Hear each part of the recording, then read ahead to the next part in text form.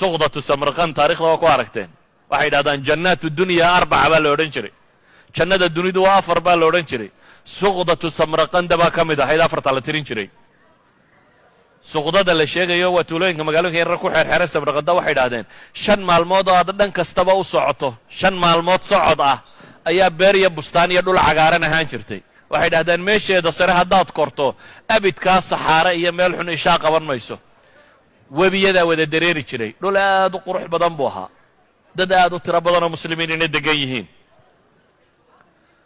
magaalada bukhaara wixii uu laayay mooyaane wixii uu soo kaxaystay maxaabis buu soo kaxeeyey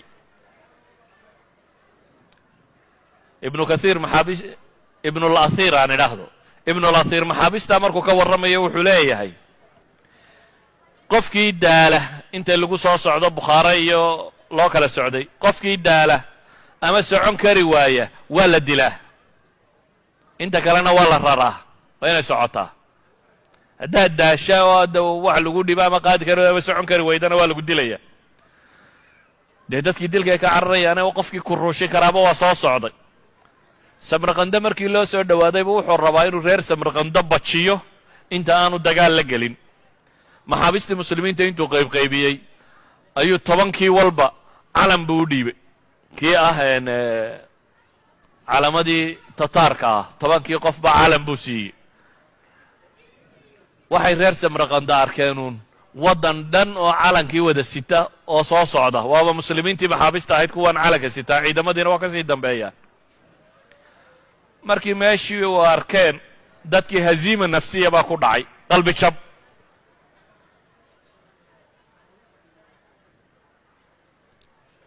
maxaabistii wuxuu ku qasbay inay dagaalamaan haddii kale waa laydin laynayaa buu yidhi ciidankiisa qoladii gamuunlayd ahayd ama waxganaysayna wuxuu yidhi nin walba maxbuus qabso kaxayso gaashaanku waa isaga isu dhig dabeetana gamuunkaagana rid kanna ku beegnow hadduu nuuxnuuxsadana gowrac waxaana yidhahdaan shield bashariya yacni dad lagu gabbado ayuu baaqigiina ka dhigtay magaalada dacalkeedii markuu soo gaadhay si magaalada loo argagaxgeliyo wixii intaasoo dhan ka soo badbaaday magaalada dacalkeedii markii uu yimina wuxuu idhi ku hor gowrac magaalada baaqigiina halkaa birta lagu mariyey reer samarqanda markaa naftii baa isugu timi reer samarqanda naftii baa haysata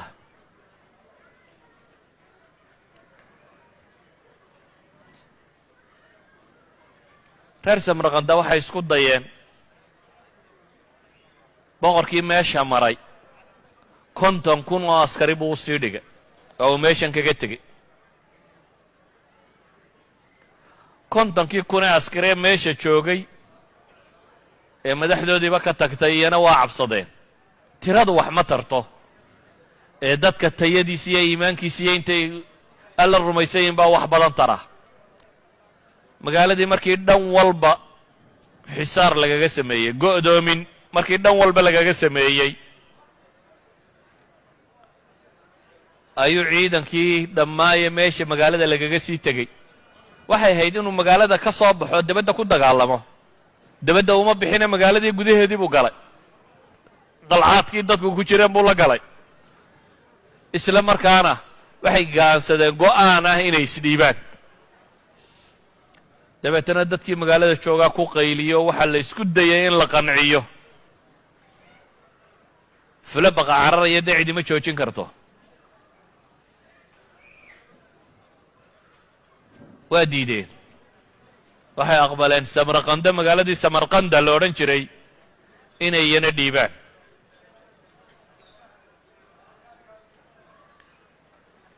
dadkii markuu sidaa arkay culammadii iyo dadkii baa wada hadlay waxaa la yidhi war kuwani askarna maa cidina ina difaaci maysa aan isdifaacno aan wax iska celinno 70,000 ayaa markaa soo baxay oo dadkii magaalada degganaaya sheefoodiiyo warmahooda qaato o yidhi waa isdifaacaynaa dadka kane waa dad xamaasade hayso laakiin maaha dad military trained ah dad ciidannimo loo tababaray maaha waa dad u nacay iyagoo faramadhan inta loo yimaado in birta la mariyo oo la gowraco waayo waxay ogyihiin magaaladii dhammayda isdhibtee bukhaara ahaydba sidii loo galay marka kollayba waa dhimanaysaan bay leeyihin idinkoo soo jeeda dhinta. waa soo baxeen. jinkis khan waa khabiid taagtiyahana 70,000 markay soo baxeen waa u garanaya inaan ahayn raggii milatariga ahaa ee dhabta ahaa ayuu wuxuu sameeyey taktiig dagaal oo ah aan u baqa guuro aan u baqa cararo. dadkii markii la isku soo baxayba wuu u baqa cararay. ciidankiisii wuxuu faray inay baqa carar sameeyaan. baqa cararku waa inaad iska dhigto sidii nin jabay oo cararaya oo tegaya, laakiin xeelad dagaal buu wadaa ma rabo. waa soo baqa cararay.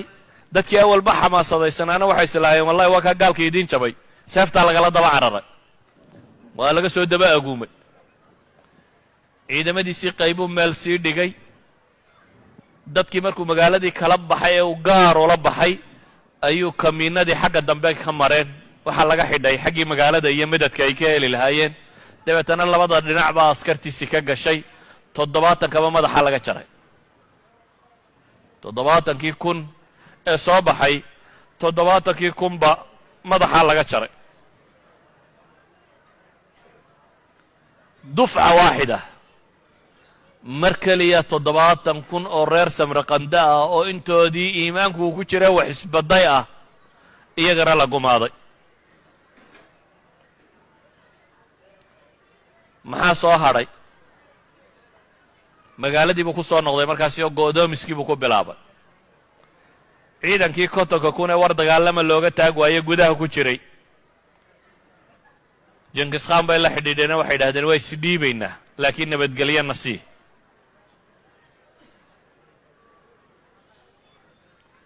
dadka intii kale magaalada ku hadhay way diideen. warsaani si maaha baa la yidhi.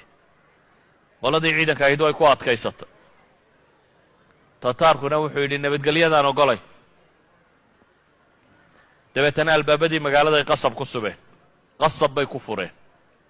waa askar shacabtana ka adag.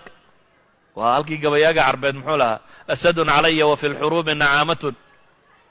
aniga buu yidhi markaa way arkaana waa libaax, dagaal markuu dhacana waa goraya buu yidhi, waa cararaya. waa askar shacabkan iyo masaakiintanna ka adag.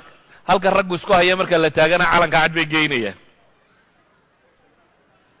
dadkii waxay ku qasbeen albaabada in la furo. magaaladii Samarqanda ahayd albaabadaa loo furay. dabeetana jinkis khan iyo ciidankiisii baa yimi. oo yidhi shuruuda heshiiskee nabadgelyada ku helaysaan waxa weeyaan 1 hubka soo dhiiba iyo fardaha iyo xoolaha. idinkana waxaan idin gaadhsiinayaa dhul nabada iyo meeshii aad rabteen. waa ciidankii dee dawladda. markaa wuxuu leeyay wixii hub ah iyo fardo iyo dawaab aad rarataan, xoolo wixii ah la soo wareejiyo. idinkana waan idin geynaya, waa idin kaxaynaya. dhul nabada meeshii aad doonaysaan baan idin qadabadsiinaya. waa rag dee jabay. yacni fulaha haddii inan yari u hanjabo, inanka yar xooggiisu uma muuqdee digdigtiisaa u muuqata. waa jabeen nimanka kani. maadaama ay jabeen hubkii iyo wixiina waxay idhaahdeen waa kan naga qabo. ciidanku wixii uu hub haystay meel buu ka dhigay.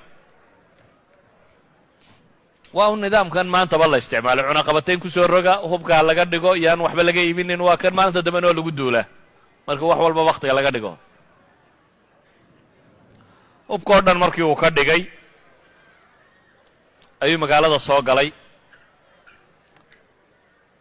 dabeetana wuxuu amray in raggooda iyo dumarkooda iyo carruurtooda kuwan waxba inaan laga sii dayna la laayo magaalada tan. wixii xoolaana la qaado, dadkana in la cadaabo ilaa iyo xooluhu halkay ku qarsooyin inta ay ka sheegayaan. dumarka iyo carruurta wixii in la addoonsado la kaxaysto aanu cuntaminay ama weyn ama xanuunsanaya ama kuwaana ma wadwadi karnay ha la dilo. jaamica magaalada, masaajidka ugu weyn ee magaalada ku yaallana ha la gubo.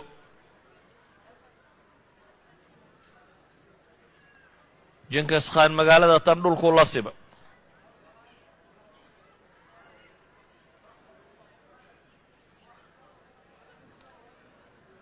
bukhaaro wixii ku dhaceen samarqanda iminkana sidan ay socoto cid muslima oo soo caawisay oo soo kacdayna ma jirin boqor yaroo waliba wuxuu islaaday adigu dawladdaadii yarayd iyo xuduuddaadii iyo intaadii iyo askartaadii iyo waxaa gabaad haysataa reer hebel baa la laynaya adiga maxaa kaa galay bale waxaabaa laga yaabay inuu ku farxayo dee dagaallo horay wada galena ways hayeen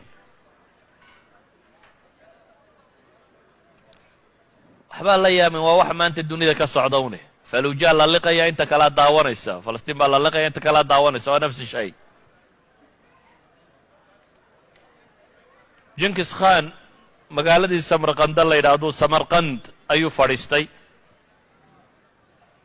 dabeetana wuxuu yidhi magaalooyinkan iyo layntooda tani wakhti badan bay iga luminaysa magaalooyinka kan iyo layntooda wakhti badan ayay iga luminaysa ee maxaan samaynayaa 20,000 ee ciidankiisa uu raggii ugu khatarsanaaya ayuu soo saaray dabeetana wuxuu yidhi dawladda tani jabtay ee waxaan rabaa moxamed ibnu khawaarzim shaah madaxiisa in lay keeno boqorkii ha laga daba tago wax kaloo aa eegtaan yay jirin socda boqorkii baan idiin dire isna wuxuu degey samarqanduu iska degey utlubuuha ina kaana walow tacallaqa bisamaa buu yidhi bay idhaaheen meel kasta uu jiro ninkaas raadiya samada hadduu qabsadaha ka hadhina waa istihzaa bilmalaayiin almuslima u fiirso waa 20,000 oo askari dawladda dhan oo 2-3 magaalo laga haysto intii kale dhexda ayuu u diraya waa caasimaddii waddanka meeshuu ku socdaa 20,000 baanu u diray marka kan soo qabta buu yidhi madaxweynihii waddanka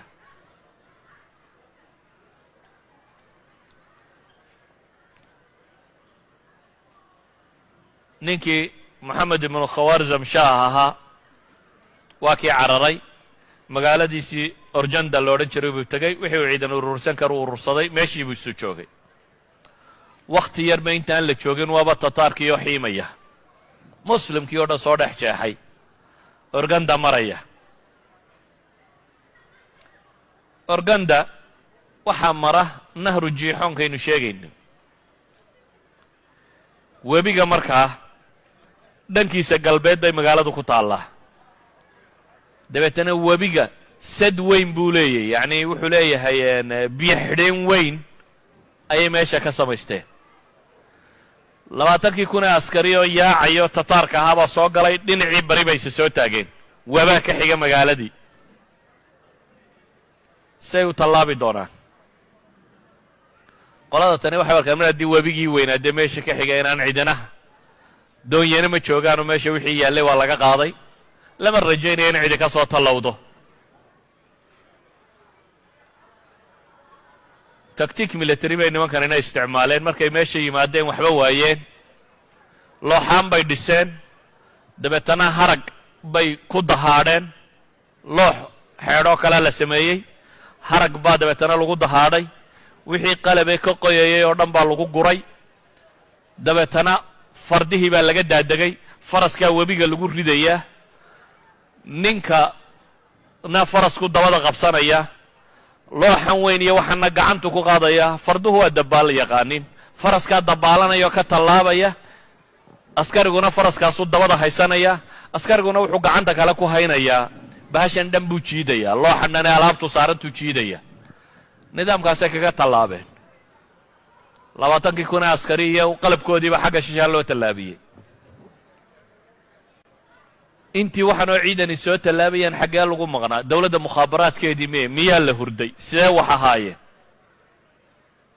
lama garanayo moxamed khawaarzam shaah iyo ciidankiisii wuxuunbay idhaa kala qaadeen nimankii ciidankii tataarka oo ka soo tallaabay webigii oo dhankii kala taagan